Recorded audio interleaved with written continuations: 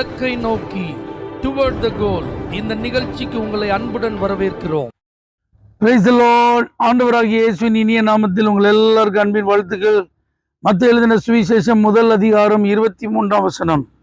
அவன் இதோ ஒரு கன்னிகை கர்ப்பவதியாகி ஒரு குமாரனை பெறுவாள், அவருக்கு இம்மானுவேல் என்று பெயரிடுவார்கள் என்று சொன்னான். ஒரு கன்னிகை கர்ப்பவதியாகி குமாரனை பெறுவாள். இயேசு கிறிஸ்துவின் பிறப்பை அறிவிக்கும் போது சொல்லப்பட்ட ஒரு அடையாளம் இது. எல்லாரும் இந்த பூமியில பிறக்கிறது போல இயேசு பிறக்க மாட்டார். திருமணம் என்கிற அந்த பந்தத்தின் மூலமாய் ஒரு குழந்தை கருத்தரிப்பது போல இயேசு பிறப்பதில்லை. ஒரு கன்னியின் வயிற்றில தான் பிறப்பார் என்று அது ஒரு அடையாளமாய் கொடுக்கப்பட்டது. அந்த அடையாளத்தை கர்த்தர் அப்படியே நிறைவேற்றினார். கன்னியின் வயிற்றில் அப்படின்னு சொல்லும்போது, கன்னி கர்ப்பம் தரிப்பது என்பது இதுவரை நடந்திராத ஒரு காரியம், எங்கும் கேள்விப்பட்டிராத ஒரு காரியம். ஆனா நடந்திருக்கு. அப்படின்னா அது அற்புதம். அடையாளம் மாத்திரமல்ல, அற்புதம். இயேசு கிறிஸ்துவின் பிறப்பு இந்த உலகத்திற்கே அடையாளம். இரட்சகர் அவர்தான். அவரை தவிர வேற வழி இல்லை. பாவ மன்னிப்புக்கு பரிகாரி அவர்தான். பரலோகத்தில் கொண்டு போய் சேர்ப்பதற்கு வழி அவர்தான். ஒருவன் பின்பற்றி வர விரும்பினால் அவர் மாத்திரமே அதற்கு தகுதியான நபர்.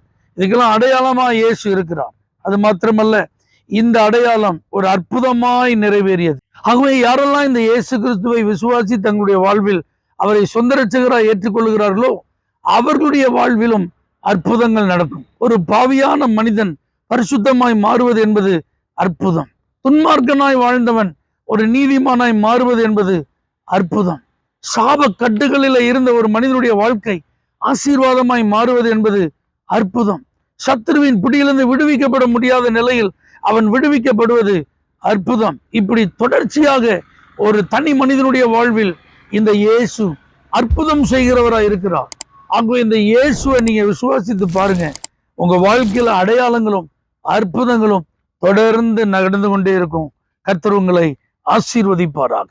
பரலோக தேவனே, உம்முடைய பிறப்பு ஒரு அடையாளமாய் அற்புதமாய் இருந்தது போல உம்மை பின்பற்றுகிறவருடைய வாழ்விலும் அநேக ஆசீர்வாதங்களுக்கான அடையாளங்களும் அற்புதங்களும் உண்டாக நாங்கள் ஜெபிக்கிறோம்.